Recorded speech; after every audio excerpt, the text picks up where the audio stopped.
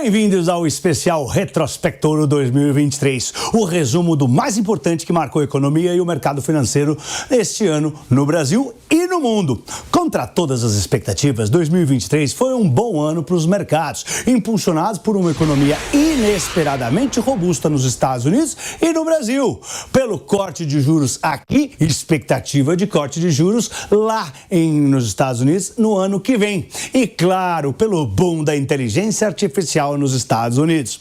A nossa bolsa ainda teve a ajuda do avanço da pauta econômica no Congresso, que puxou de volta os investidores estrangeiros. Podemos dizer que 2023 foi um ano da macroeconomia. 2023 foi sobre inflação, juros e o Banco Central americano. Sem esquecer do ouro, que também brilhou e bateu recorde histórico. Foi touro de ouro no ouro. Vamos para os pontos que eu separei para o Retrospectoro 2023. Primeiro ponto, fenômenos de 2023. Taylor Swift, Bitcoin e inteligência artificial. 2023 teve 3 grandes fenômenos. Ela não é do mercado financeiro, mas mexeu com a maior economia do mundo e com a nossa. A cantora Taylor Swift e a sua turnê puxaram o PIB americano a ponto do próprio Banco Central destacar essa força no famoso livro bege, associando a alta do PIB na indústria do turismo aos shows dela pelo país. Aqui, ela também moveu multidões. O fenômeno ficou conhecido como Taylornomics e sozinha ela teria ajudado a adicionar 5 bilhões de dólares no PIB da economia americana. 25 bilhões de reais. Aqui a gente não sabe o número preciso.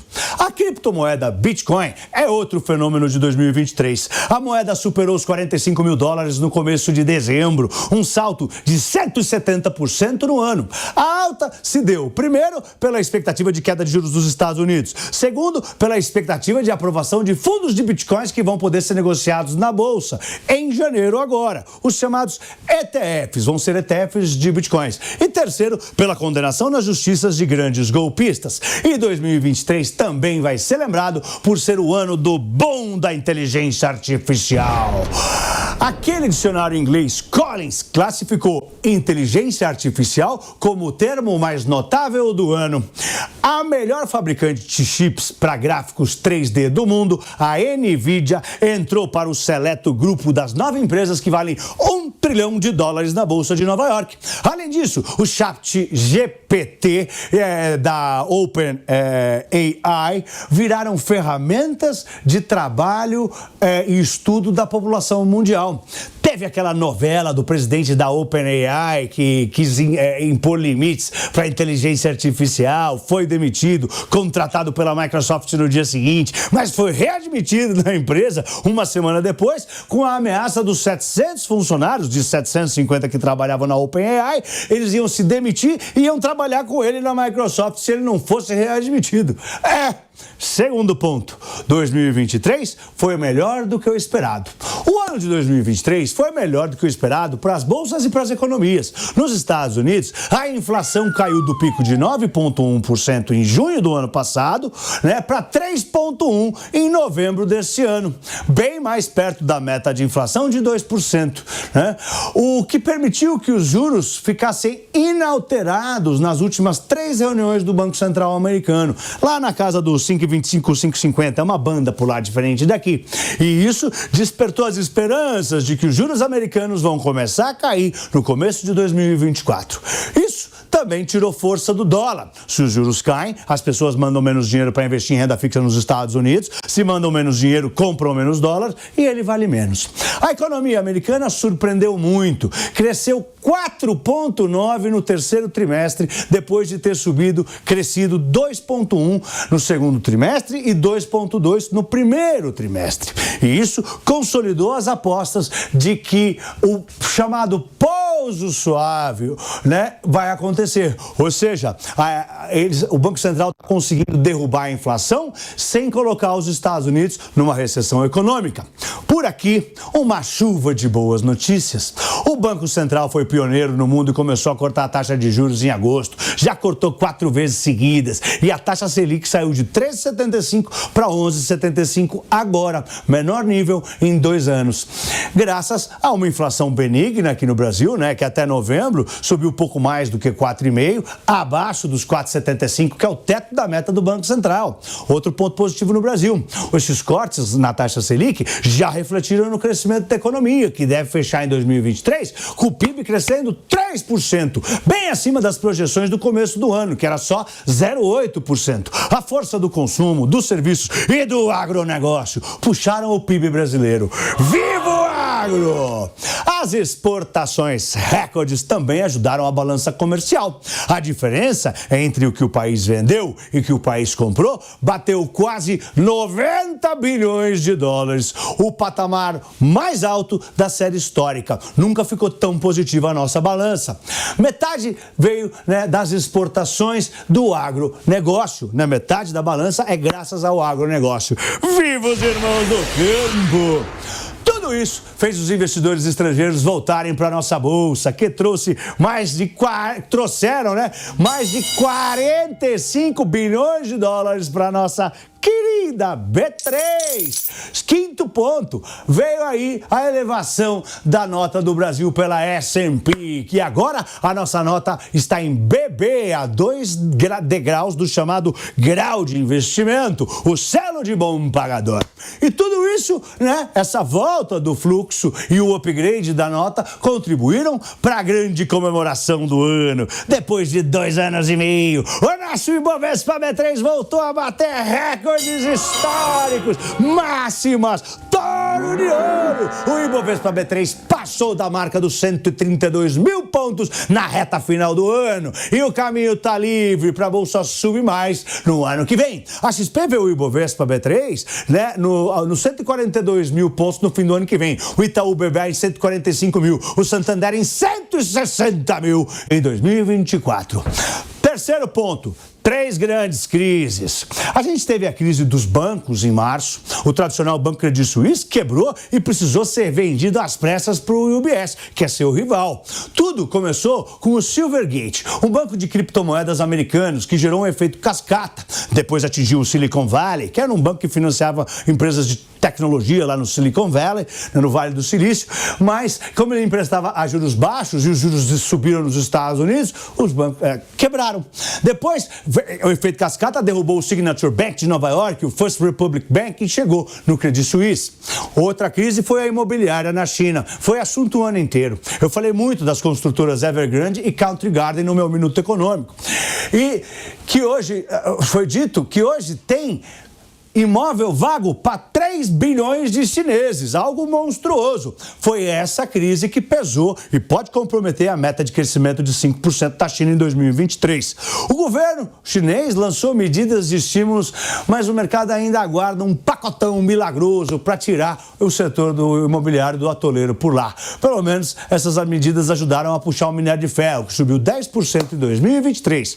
E também teve a crise da dívida dos Estados Unidos, que levou a vários impasses no Congresso americano. O país ficou perto de ter uma paralisação da máquina pública, o que seria catastrófico. Esses impasses, inclusive, levaram a agência de risco S&P e a Fitch a tirarem a nota máxima da maior economia do mundo, o AAA. Ou seja, a nota americana baixou e a do Brasil subiu esse ano. Isso levou à disparada dos juros, né, dos títulos do Tesouro Americano, né, que na época pesou nas bolsas, foi para cima de 5% do T10. Vocês lembram? Quarto ponto, Roberto Campos Neto, presidente do Banco Central do Brasil, foi falado e falou muito em 2023. Foi criticado duramente pelo governo e pelo presidente Lula por não cortar os juros.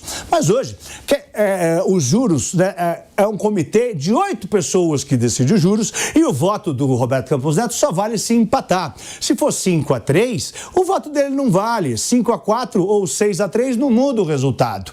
O Lula chegou a dizer: eu Eu acho que esse cidadão joga contra a economia brasileira. Só que na segunda metade do ano, foi graças ao voto de Minerva dele na reunião de agosto que o comitê acelerou os cortes de juros para 0,5%. Em setembro, os dois se reuniram, Roberto Campos Neto e Lula, já depois do governo ter nomeado 2 diretores para o Banco Central, sendo que um deles é cotado para substituir Roberto Campos Neto no fim do mandato, o Gabriel Galípolo, né? E em dezembro, bem no finalzinho do ano, o Roberto Campos Neto participou de um churrasco com ministros lá na Granja do Torto junto com Lula. Em suas falas, Campos Neto sempre destacou a importância da independência do Banco Central e chegou a fazer elogios ao governo, mas cobrou compromisso fiscal. Quinto ponto, arcabouço fiscal e reforma tributária. Ambas vitórias de Haddad, o ministro da Fazenda. Ele lutou e surpreendeu positivamente o mercado financeiro, aprovando no Congresso o arcabouço fiscal, que substitui o teto dos gastos e limita o crescimento das despesas à inflação do ano anterior. A nova regra fiscal cria metas com o objetivo de equilibrar as contas públicas. Mais recentemente, brigou duramente dentro do governo e com o presidente Lula para manter a meta fiscal de déficit zero em 2024, para cumprir o arcabouço, e venceu mais essa. Ele também, também é dele a batalha pela reforma tributária, que também foi aprovada pelo Congresso depois de 3 décadas de discussão. A arrecadação de impostos vai ser unificada e vai ter a criação do IVA, o Imposto sobre Valor Agregado, que é usado nos países desenvolvidos. Saiu na capa do Wall Street Journal. O sistema tributário mais complicado do mundo ficou mais simples, e isso atrai investimentos estrangeiros e tem o potencial de fazer o país crescer mais por conta disso, porque vai trazer dinheiro. Ele também apoiou a manutenção da meta da inflação em 3% para 2026, o Fernando Haddad, algo que acalmou os mercados na época e ainda acalma, claro, né? E ajudou o real a ter o segundo melhor desempenho do mundo este ano. Sexto ponto, pacotão petróleo. A OPEP+ e a Petrobras deram o que falar em 2023. A Organização dos Países Exportadores de Petróleo e aliados, liderados pela Rússia. A OPEP+ viu o preço do barril de petróleo tocar as mínimas de 15 meses em março, bateu $72 o barril e decidiu anunciar um corte surpresa na produção diária em abril. Eles cortaram 1,6 milhões de barris na produção diária de petróleo para puxar os preços do petróleo, o que deu certo. As cotações saltaram para $95 e todo mundo começou a falar de petróleo a $100. Mas a recuperação frágil e lenta da economia chinesa, as preocupações com a economia americana e europeia pesaram nos preços de novo. E agora, em dezembro, a OPEP anunciou um novo corte de 1,1 milhão de barris diários. Mas dessa vez, o corte é voluntário. Os membros do cartel não são obrigados a cortar sua produção. Por isso, não surtiu tanto efeito. Ataques a navios no Mar Negro, navios de carga, petroleiros, por rebeldes do Iêmen, deram uma ajuda à OPEP+ no fim de 2023.